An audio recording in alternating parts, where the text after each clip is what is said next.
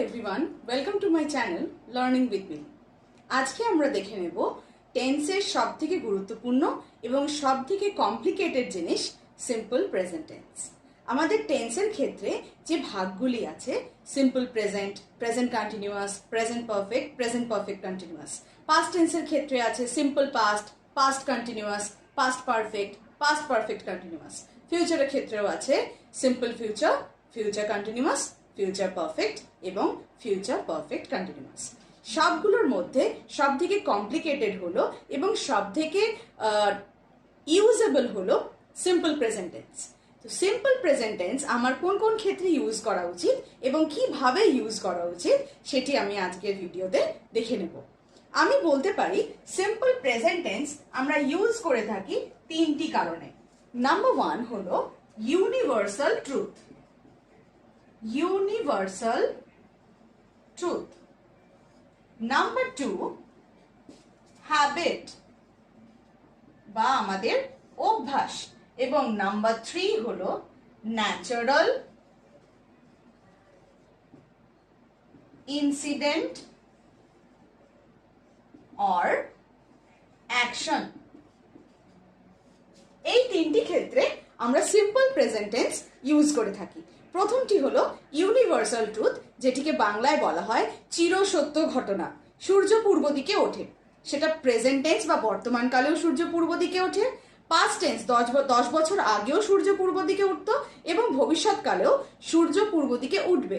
সেই ক্ষেত্রে আমি বলতে পারি ইউনিভার্সাল ট্রুথ বা চিরসত্য ঘটনার ক্ষেত্রে আমরা ইউজ করে থাকি সিম্পল প্রেজেন্ট টেন্স। একটা জিনিস মনে রাখতে হবে, সিম্পল প্রেজেন্ট টেন্সে আমরা নয় মেন ভার্ব ইউজ করব, না হলে হেল্পিং ভার্ব ইউজ করব। দুটো একসাথে আমরা সিম্পল প্রেজেন্ট টেন্সে ইউজ করতে পারি না। দেখে নি ইউনিভার্সাল ট্রুথের একটি উদাহরণ। আমি বলতে পারি the sun rises in the east. এই সেন্টেন্সটি চিরসত্য ঘটনা বা ইউনিভার্সাল ট্রুথ, যেটি আমি সিম্পল প্রেজেন্ট টেন্সে ইউজ করেছি। The sun rises in the east. প্রশ্ন হলো আমি কেন রাইজেস দিয়েছি? মেন ভার্বটি হলো রাইজ, সূর্য পূর্ব দিকে ওঠে। ওঠের ইংলিশ হলো রাইজ, RISE। তাহলে প্রশ্ন হলো আমি কেন এখানে এস যোগ করেছি? এস যোগ করেছি এই কারণে, যেহেতু দ্য সান এটি থার্ড পারসন সিঙ্গুলার নাম্বার, সেই জন্য আমি এখানে ইউজ করেছি রাইজেস, মানে মেন ভার্বের সাথে আমি এস যোগ করেছি। কিভাবে আমি বুঝবো কোনটি ফার্স্ট পারসন, সেকেন্ড পারসন না থার্ড পারসন, সেটি আমি আমার আগের ভিডিও কিভাবে বোঝা যায় কোনটি ফার্স্ট পারসন, সেকেন্ড পারসন না থার্ড পারসন, আমি ডেসক্রিপশন বক্সে সেই ভিডিওর লিঙ্কটি দিয়ে দেবো। এখন দেখে নেওয়া যাক the sun rises in the east ছাড়া আমরা আর কি সেন্টেন্স ইউনিভার্সাল ট্রুথ হিসেবে ইউজ করতে পারি। আমি বলতে পারি আর্থ রাউন্ডস দ্য সান। পৃথিবী সূর্যের চারিদিকে ঘোরে। Oil floats on water. তেল জলের উপর ভাসে। যে ঘটনাগুলো চিরসত্য। তাহলে এই ধরনের সেন্টেন্সগুলো আমার সিম্পল প্রেজেন্ট টেন্স। এই ধরনের সেন্টেন্সগুলো আমি নেগেটিভ করব কি করে? The sun rises in the east, এখানে কোনো হেল্পিং ভার্ব আমার দেওয়া নেই। যখন কোনো হেল্পিং ভার্ব দেওয়া থাকে না আমার নিয়ম অনুযায়ী, তাহলে বলতে হয় ডু বা ডাজ আনতে। যেহেতু ভার্বের সাথে এস যোগ করা আছে, আমাকে হেল্পিং ভার্ব হিসেবে নিয়ে আসতে হবে ডাজ। তাহলে আমি বলতে পারি নেগেটিভ সেন্টেন্স হিসেবে the sun doesn't or does not rise in the east. এবং ইন্টারোগেটিভ আমি বলতে পারি ডাজ দ্য সান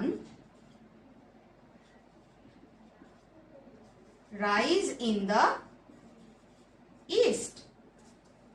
তাহলে আমি বলতে পারি the sun rises in the east, negative হয়ে যাবে the sun doesn't rises in the east, interrogative হয়ে যাবে does the sun rises in the east. এটি ইউনিভার্সাল ট্রুথ। আমি সেকেন্ডে লিখেছি হ্যাবিট। আমি রোজ সকালবেলা 6:30 ঘুম থেকে উঠি। বাবা রোজ সকালে নিউজ পেপার পড়ে। এগুলো সবকটাই হচ্ছে আমাদের হ্যাবিট বা আমাদের অভ্যাস, যেগুলো আমরা রোজ করে থাকি। সেই ধরনের সেন্টেন্সগুলো সিম্পল প্রেজেন্ট টেন্স হিসেবে আমরা ইউজ করে থাকি বা ব্যবহার করে থাকি। তাহলে আমি বলতে পারি I wake up early in the morning.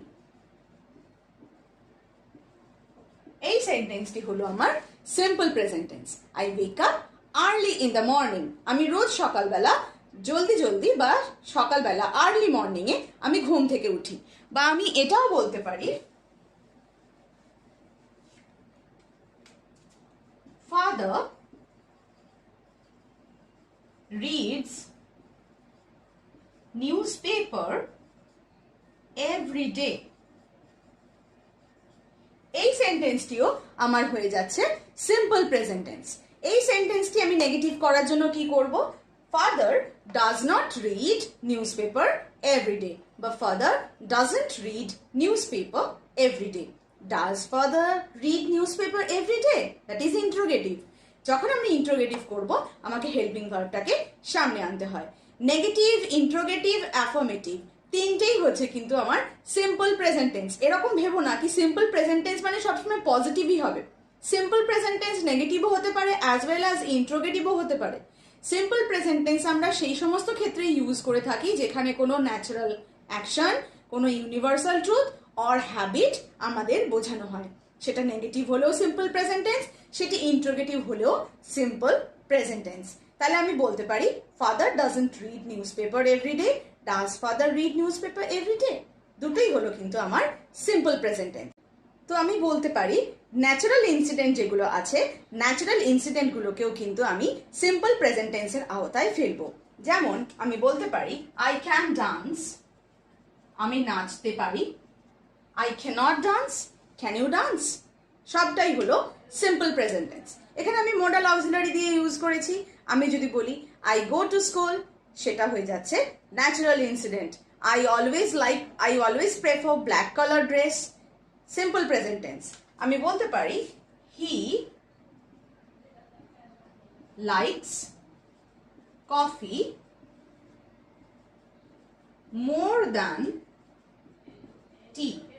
He likes coffee more than tea, সেটিও হয়ে যাচ্ছে সিম্পল প্রেজেন্ট টেন্স। একটা সাধারণ ঘটনা বলছি, সে কফি পছন্দ করে চায়ের থেকে, তাহলে সেটিও হয়ে যাচ্ছে আমার simple present tense.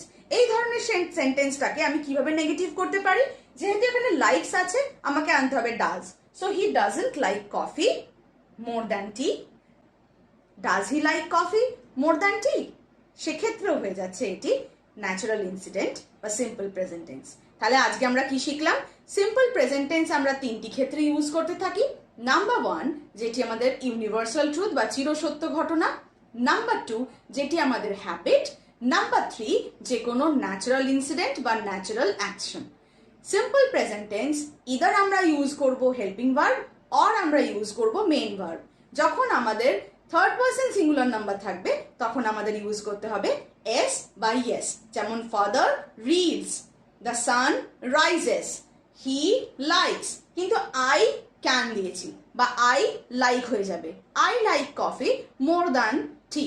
I like coffee more than tea. They like coffee more than tea. কেন?